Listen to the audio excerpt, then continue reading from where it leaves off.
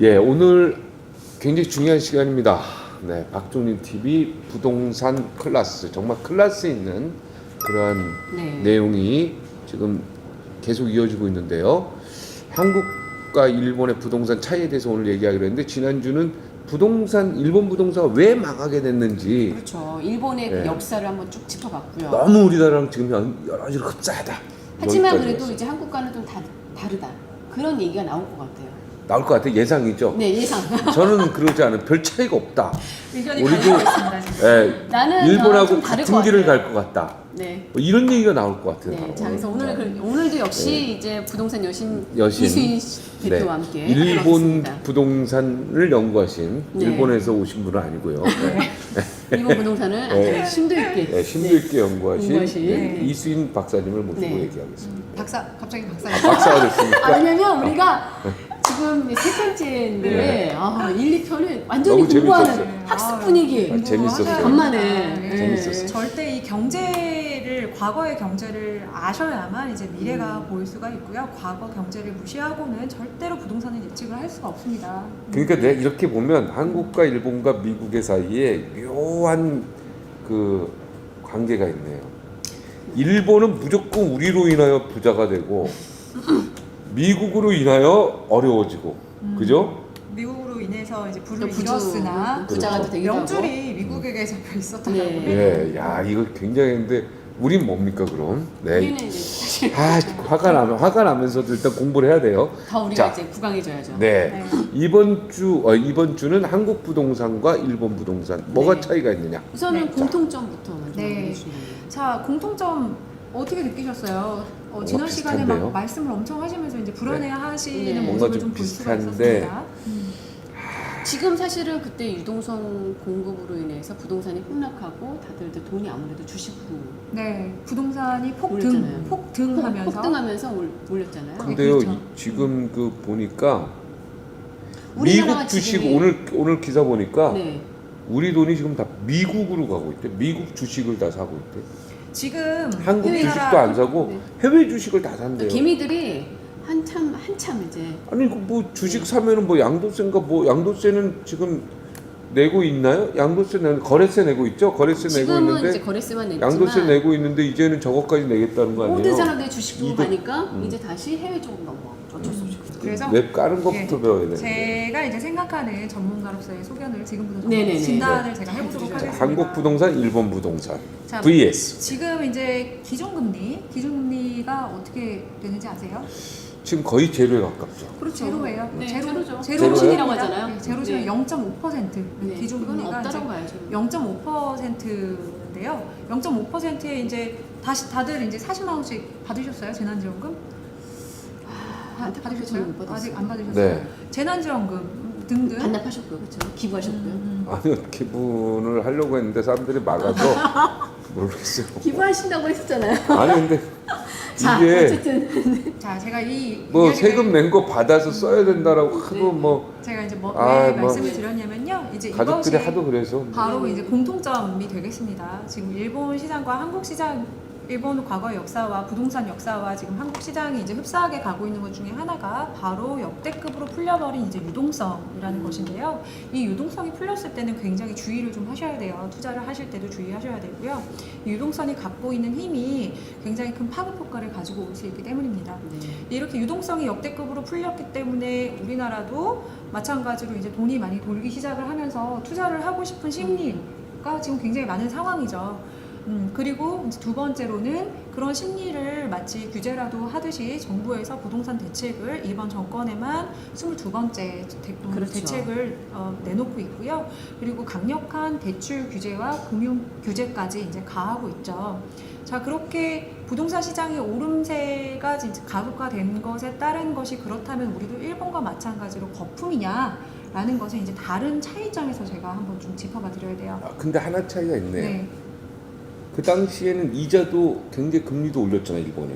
아직 고금리 정책을 펼치기 근데 우리는 전에는 아직은 유동성을 풀어서 그 돈이 부동산 시장으로 몰리면서 부동산 가격이 폭등을 하게 된 폭등을 것이었죠. 아니 그러니까 그리고 나서 이제 부동산 가격을 잡기 위해서 담보대출 그렇죠. 대출을 금지하고 규제. 세금 그렇죠.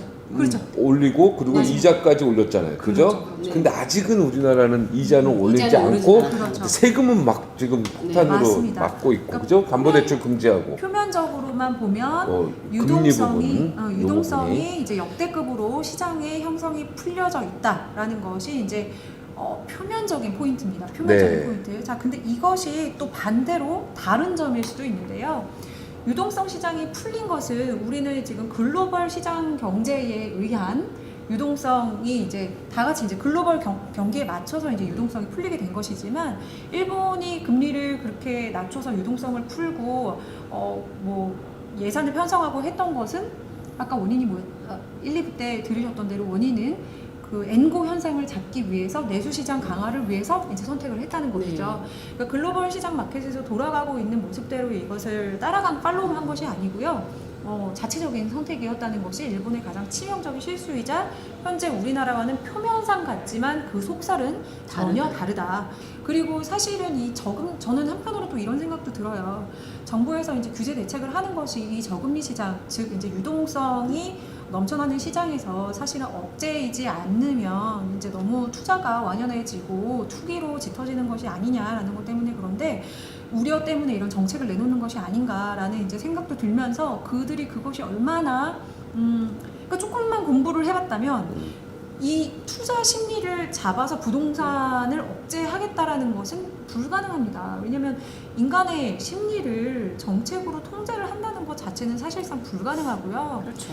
지금 실제적으로 이제 나아가서 이제 강남 3구나 다뤄보면서 말씀을 드릴 거지만 부동산 시장에서 젊은 사람들이 이제 내가 어떻게든 똘똘한 한 채는 보유하고 있어야 된다라고 하면서 뭐 나오면 나오는 대로 이제 외곽 쪽에는 집을 사들이고 있는 실정이라고 합니다. 맞아요. 네, 또 그렇기 때문에 전혀 일본이 부동산을 투자했던 버블 당시에 일본 사람들이 투자를 했던 심리와 지금 우리나라에서 일어나고 있는 부동산 투자 열망과는 전혀 다른 심리적 요인을 가지고 있다. 그렇기 때문에 그것도 아주 큰 차이점이라고 볼 수 있기 때문에 저는 일본에서 따라가고 있었던 굉장히 비슷한 패턴대로 우리나라 부동산 시장이 갑자기 폭락할 것이다라고 보고 있지는 않습니다. 우리나라는 부동산이 기본적으로- 우리나라는 폭락으로 가지는 않을 것이다. 네. 그리고 그러니까 사실 많이 그런 그리고 우려가 있었지만 늘 있었어요. 그리고 솔직히 얘기하면 아까 동경 10억까지 갔다 그랬잖아요. 네. 너무 우리는 깜짝이에요. 네, 그거는 우리는 사실 여기에 비하면 거품도 아니야 지금, 그죠?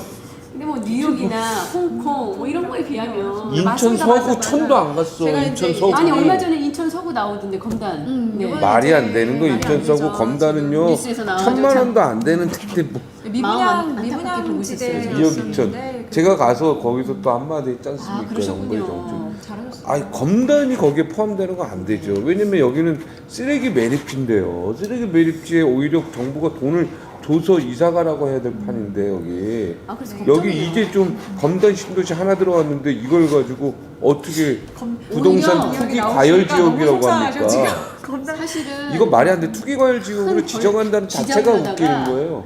쥐 잡기 전에 거기 작은 정말 필요한 유익한 해충까지 다 죽이게 되는 그런 맞아요. 지금 사실 어떻게 보면 대출이 안 돼서 정말 내 집 하나 갖고 갔다는 그런 서민들이 피해를 많이 아, 그러니까 이 한 마리 잡으려고 초가상관 다 태우는 격이지 이게. 이거 완전히 지금 이제 잘못된 이쪽에서 거예요. 누르면 여기서 올라오는 거를 계속해서 이렇게 누르기를 맨 처음에 이제 거기 서울 때문에 눌렀더니 강남 예. 눌렀더니 이제 수지 쪽이 뜨고 판교 네. 쪽 뜨고 또 거기 눌렀더니 또 동탄 내려가고 동탄 눌렀더니 오산까지 가고 아, 검단 신도시 딱 그러니까 김포가 뜨잖아요. 이게 그리고 김포는 원래 검단 신도시가 훨씬 비싼 지역인데 김포는 투기과열 지역으로 지적을 안 했어. 뭐야 이거? 그리고 이제 뭐 어제 와, 그저께죠. 이제 네. 뭐 문재인 대통령이 이제 회의 때 또 다른 이제 추가 대책에 대해서 구체적으로 좀 언급을 하면서 뭐 보유세, 다주택자 보유세 인상 방안에 대해서도 검토를 하고 있다. 뭐 투기 네. 세력은 정말로 뭐 엄청 때려잡아야 된다라는 식으로 이제 뭐또 말씀을 하셨죠. 네. 이제 거기서도 볼 수 있듯이 결국에는 세수예요. 그래서 저는 이 유동성에 대해서 항상 유동성이 나올 때마다 이제 조심을 해야 된다. 유동성이 풀릴 때마다 조심을 해야 된다는 것이 결국에 우리가 받게 된 이제 재난지원금도 그렇고 복지 비용으로 이제 쓰이게 되면 결국에 세금으로 걷어들여야 되는 것이 이제 또 원칙이기 때문에요. 또 국채를 들려서 뭐 화폐를 발행하고 이럴 수는 없고 어떻게든 세금을 또 걷어들여야 되는 부분이 있다 보니 매를 좀 늦게 맞는 것이죠.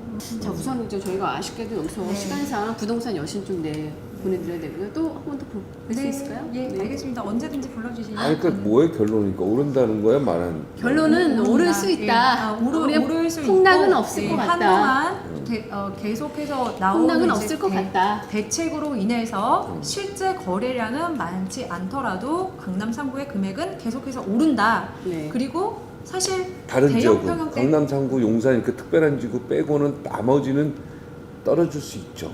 아까 마치 나머지는 약간의 조정은 저는 올 수 있다고 왜냐면 봅니다. 다른 데 저는 조정이 저는 되고 좀 강남 조정이 될수 3구는 있다고 계속 오를 봅니다. 수 있다. 인구수가 또 줄잖아요, 사실은.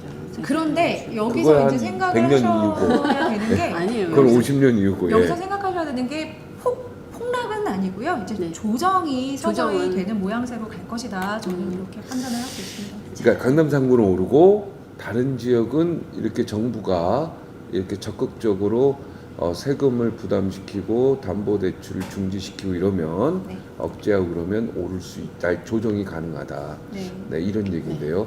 저희의 예상이 뭐 틀릴 수도 있으니까 항상 뭐 옳다.